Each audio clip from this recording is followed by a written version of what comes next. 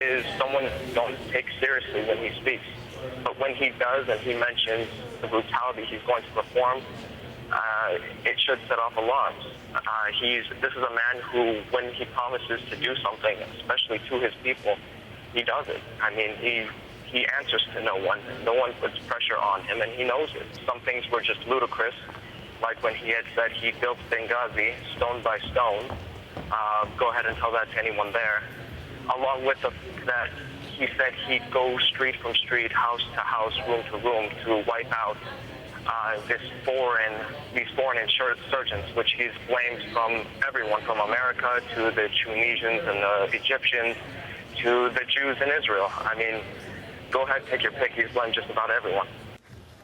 Well, Colonel Muammar Gaddafi is fast losing the support of his own people. Diplomats have been resigning across the world, and now General Abdel Fattah Yunus, he's the Libyan Interior Minister, he's resigned as well, and he's also urging the army to join the People's Revolution. In the name of God, most gracious, most merciful, a special announcement for the February 17 revolution. I, General Abdel Fattah Yunus al-Abaidi, have resigned all my posts in response to the revolution of February 17th, in my total conviction and firm belief that it is faithful and legitimate demands.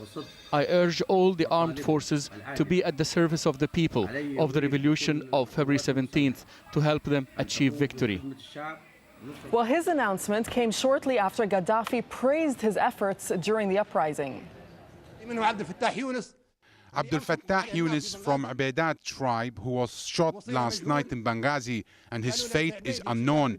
He was told, "What are you doing in Benghazi? You are from Abadat tribe."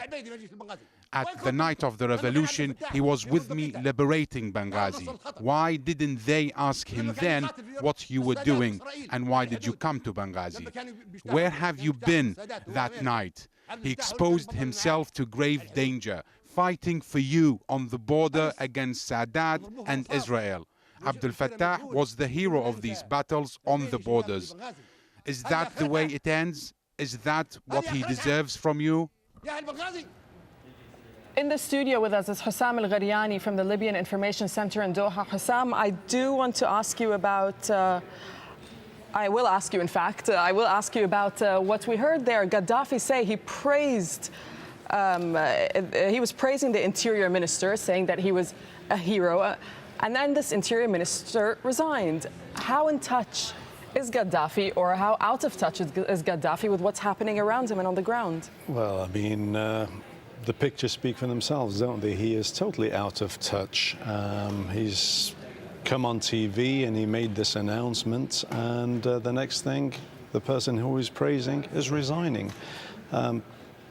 Again, it's another indication that the end game is sooner rather than later. Do you think we'll see more resignations as the days unfold? I trust this will be the case, yes. I'm very, very optimistic, and I believe we will see a lot more, definitely.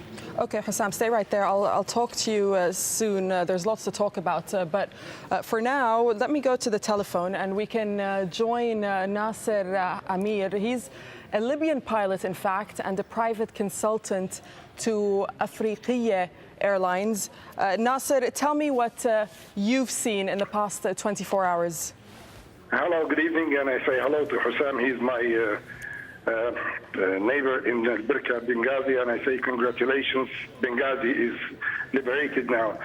And I just want to tell you, a few days ago I was in Tripoli, and as you introduced me, I know a lot of pilots, I know most of the pilots. I fly frequently between Tripoli and Benghazi to see my family. And I work sometimes for the Afriqiya and consultations. So a friend of mine, we were together, and he said, Nasser, they call me to fly now. I think they are flying to Benghazi. Would you like to go? I said, okay, I'll join you. And then I came with him in the airplane, and then suddenly we didn't know where to go. And they say, well, you might go to Sirte, you might go to Sabha, you might go to Labrak. These are all let's just be clear. Let's just be clear. Who's they? Oh, yes, this is the operations, because it was like a case of chaos. Nobody knows what's going on. They just wait for telephones to orders, and it's coming from the guy. He's the head of the both Libyan airline and Africa airline. His name is Captain Sabri Shadi. He's the right hand of Gaddafi on the aviation side, actually. And so the telephone is directly from him, and he called the captain. He said, "Now you fly to Sirte." So we flew to Sirte, and then when we were in Sirte there, I was sitting in the back. I'm in the cockpit with the guy, and then just some guys, mostly Libyans, I was looking to their faces. They are coming excited, shouting, Fatah, Fatah, something like this, and they board the airplane. We took them, actually, I was sitting there, to Benghazi, and when they left Benghazi, before that, in the airplane itself, the leader of this group, he was telling them, "Listen, guys, you are going to a fight. You are going to a fight with some people who are against al-Fatah. Never say the word Allahu Akbar. Never say the word of jihad. Say only al-Fatah and say only Gaddafi." And this is, I heard myself. And then he said to them, "Some of you might die and fall down, fall back each other, the back of each other. If somebody falls, don't let him fall." And then he said, "If anybody cannot do this job, he tell me now, and then I will let him stay in Benghazi, or I give him the taxi, and he goes back to Sirte." And this is what he said. These are the words. I don't say anything more. And when he was referring to this job, exactly what was he talking about? He was talking that you are guys going there to fight those revolutionary guys. I mean, the Libyans, the people of Benghazi. You are going to fight those people because they are against al-Fatah and against Gaddafi himself. And you are the soldier of Gaddafi, so you have to fight for Gaddafi. This is what he said to them. And then he asked them to write their names and telephone numbers in the case of some of them fall down in Benghazi or escape somewhere, so they can reach him and save him. This is what happened. When we arrived in Benghazi, they left the airplane, and of course myself, I couldn't leave the airplane. I stayed with the guys just to see the rest of the scenario. And then they asked us to fly to Labrak. This is the El Beira city, maybe, you know.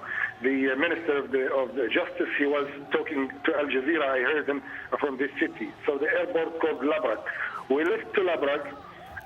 We brought some of these missionaries, and actually they were all Africans. And I have seen it because I was sitting in the cockpit door and looking to the faces.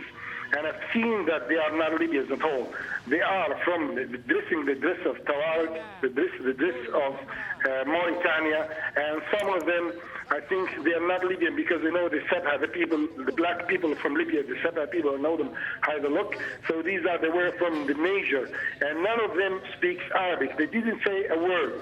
So they came with us because they were fleeing, they were escaping from Labrak airport, and I say, this is really, I am proud of what the people of Labrak have done to those people. They actually make them flee, and when we came to the airport of Labrak, we were supposed to park in the civilian part. The tower, he was telling the captain, "No, please go to the military side, because we have no space. We can see that there is a space for the airplane to park there." And then they asked us to go to the military side, and a lot of 3 or 4 airplanes, they came after us, and then